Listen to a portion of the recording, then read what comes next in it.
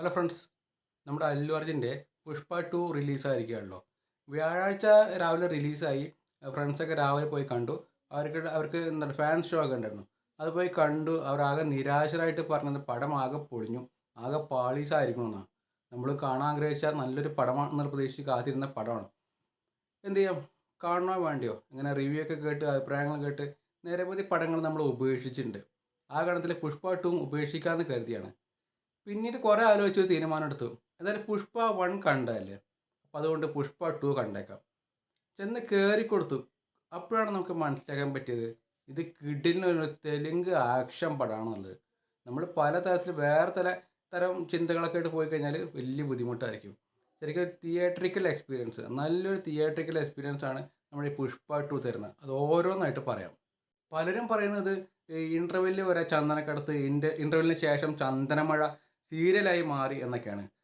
അങ്ങനെ നോക്കുമ്പോൾ കുറച്ച് ഇമോഷണൽ സീനുകളും കുറച്ച് ഫാമിലി സീനുകളൊക്കെ ഉണ്ട് അതിനകത്ത്. പക്ഷേ ആക്ഷന് ഒരു കുറവുമില്ല കേട്ടോ. ഗംഭീര ആക്ഷനാണ്.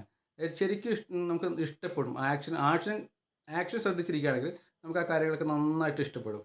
അതിൽ പല രംഗങ്ങളുണ്ട്. അതായത് ഈ ചന്ദനം കടത്തിക്കൊണ്ട് പോകുന്ന, നദിയിൽ കൂടി ലോറിയിൽ ചന്ദനം കടത്തിക്കൊണ്ട് പോകുന്ന സീന്, അതൊക്കെ ഗംഭീര പണം മുടക്കി, കോടികൾ മുടക്കി എടുത്ത സിനിമയാണെന്ന് ശരിക്കും തെളിയിക്കും.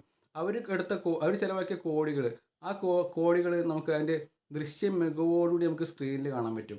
അപ്പോൾ ശരിക്കും പറഞ്ഞാൽ ആ കോടികൾ വാരി വിതറുന്നൊരു കാഴ്ചയാണ് നമുക്കവിടെ കാണാൻ കഴിയുക. ശരിക്കും ഒരു തിയേറ്ററിക്കൽ എക്സ്പീരിയൻസ് ആണ്.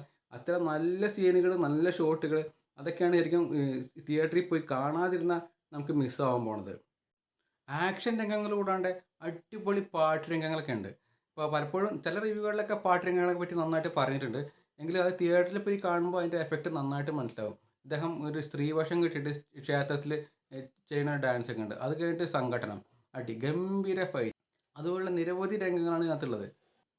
എനിക്ക് ഇഷ്ടപ്പെട്ട ഈ സിനിമയിൽ നല്ലൊരു രംഗമാണ് ഇദ്ദേഹം ഫിഷിംഗ് ബോട്ടുകളുടെ പിറകെ സ്പീഡ് ബോട്ടിൽ ചേസ് ചെയ്യുന്നത്. എന്നിട്ട് ചേസ് ചെയ്തിട്ട് അവർ ശ്രീലങ്കൻ അതിർത്തി കടന്ന് ചെല്ലുമ്പോൾ ശ്രീലങ്കൻ നാവികസേന ഇവരെ വെടിവെച്ച് തിരിച്ചോടിക്കുകയാണ്.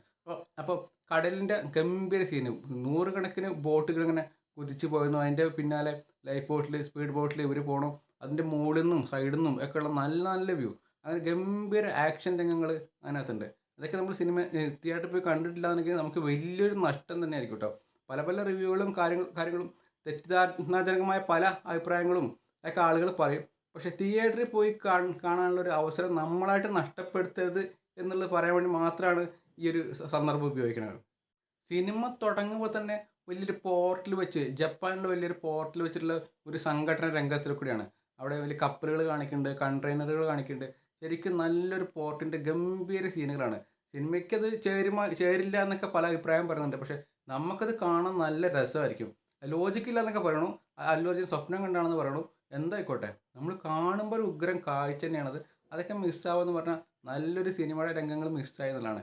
നമ്മൾ എത്രയോ പൈസ മുടക്കിയിട്ട് ഒരു ക്വാളിറ്റി ഇല്ലാത്ത ഷൂട്ടിങ്ങിൻ്റെ, അതായത് ദൃശ്യ മികവൊന്നും ഇല്ലാത്ത എത്രയോ സിനിമകൾ കണ്ടിട്ടുണ്ട്. എന്നാൽ ഇത് അങ്ങനെയല്ല. ശരിക്കും ദൃശ്യ മികവുള്ള ഗംഭീര ആക്ഷൻ രംഗങ്ങളുള്ള ഗംഭീര ഒരു ആക്ഷൻ തെലുങ്ക് സിനിമയാണ് കേട്ടോ. അപ്പോൾ തെലുങ്ക് സിനിമ എന്ന് എടുത്തു പറയാൻ കാരണം കയ്യും കാലും കെട്ടിയിട്ട ഒരാളെ അവിടെ നിന്ന് ബാക്കി എല്ലാവരെയും അടിച്ചു വീഴ്ത്തും, അങ്ങനത്തെ രംഗങ്ങൾ കണ്ട്. എന്നാൽ അത് കണ്ടാൽ ബോറടിക്കുന്നില്ല. നമുക്ക് വേണമെങ്കിൽ ഇങ്ങനെ സംഭവിക്കുമോ ചിന്തിക്കാം. പക്ഷേ സിനിമ എന്നുള്ള ലെവലിൽ നമ്മളൊരു തെലുങ്ക് സിനിമ കാണാനാണ് പോയിട്ടുള്ളതെങ്കിൽ ഇത് നല്ലൊരു എൻ്റർടൈൻമെൻറ്റിന് ഒരു കാര്യമായിരിക്കും. കുറച്ച് നീളം കൂടിപ്പോയി എന്ന് പലരും അഭിപ്രായപ്പെടുന്നുണ്ട്. വേണമെങ്കിൽ കുറച്ച് നീളം കുറയ്ക്കുകയൊക്കെ ചെയ്യായിരുന്നു. കൂടുതൽ ഫാമിലി രംഗങ്ങളൊക്കെ ഒന്ന് ഒഴിവാക്കിയ, അല്ലെങ്കിൽ കുറച്ച് ഇമോഷണൽ രംഗങ്ങളൊക്കെ ഒന്ന് ഒഴിവാക്കി കഴിഞ്ഞാൽ കുറേ മാറ്റങ്ങളൊക്കെ ഉണ്ടാകുമായിരുന്നു. എന്തായാലും ഉണ്ടായിട്ടില്ല. എങ്കിലും ആ ഒരു കാരണം പറഞ്ഞുകൊണ്ട് നമ്മളിതിനെ തിയേറ്ററിൽ കാണുന്ന ഒഴിവാക്കി കഴിഞ്ഞാൽ നമുക്കൊരു വലിയ നഷ്ടമായിരിക്കും. കാരണം എന്താ വെച്ചാൽ ഇത്ര പോലും ഇല്ലാത്ത ധാരാളം സിനിമകൾ നമ്മൾ കണ്ട് നിറയെ പൈസ കളഞ്ഞ ആൾക്കാർ. പിന്നെ ഈ സിനിമയിൽ ഏറ്റവും അധികം നെഗറ്റീവ് അഭിപ്രായം വന്നിട്ടുള്ള ഫഹദിൻ്റെ കഥാപാത്രത്തെ പറ്റിയാണ്. ഫഹദിൻ്റെ കഥാപാത്രം ഒരു കോമാളിയായിപ്പോയി, അങ്ങനെയൊക്കെ പറഞ്ഞു. പക്ഷേ യഥാർത്ഥത്തിൽ അതെന്താ ഒരു സൈക്കോ കഥാപാത്രമാണ്. ആ സൈക്കോ കഥാപാത്രം എന്ന് പറഞ്ഞാൽ അങ്ങനെയൊക്കെയാണ് ചെയ്യേണ്ടത്. ആ സൈക്കോ എന്ന ലെവലിൽ ഫഹദ് ഗംഭീരമായിട്ട് ചെയ്യേണ്ടത്. ഫഹദിൻ്റെ ഇൻട്രൊഡക്ഷൻ സീനൊക്കെ ഉണ്ട്, അടിപൊളിയാണ്. ഇതെന്തായാലും കാണാനുള്ള കുറേ സാധനങ്ങൾ ഇതിലുണ്ട്. അപ്പോൾ അത് മിസ്സാക്കണ്ട. നിരവധി റിവ്യൂകൾ ഇങ്ങനെ നെഗറ്റീവ് പറഞ്ഞു എന്നുള്ളത് കൊണ്ട് നിങ്ങൾ എൻ്റെ ഈ കാണാനുള്ള തിയേറ്ററിൽ പോയി കാണാനുള്ള ചാൻസ് കളയരുത് എന്ന് മാത്രമാണ് പറയാനുള്ളത്. Okay, thanks for watching.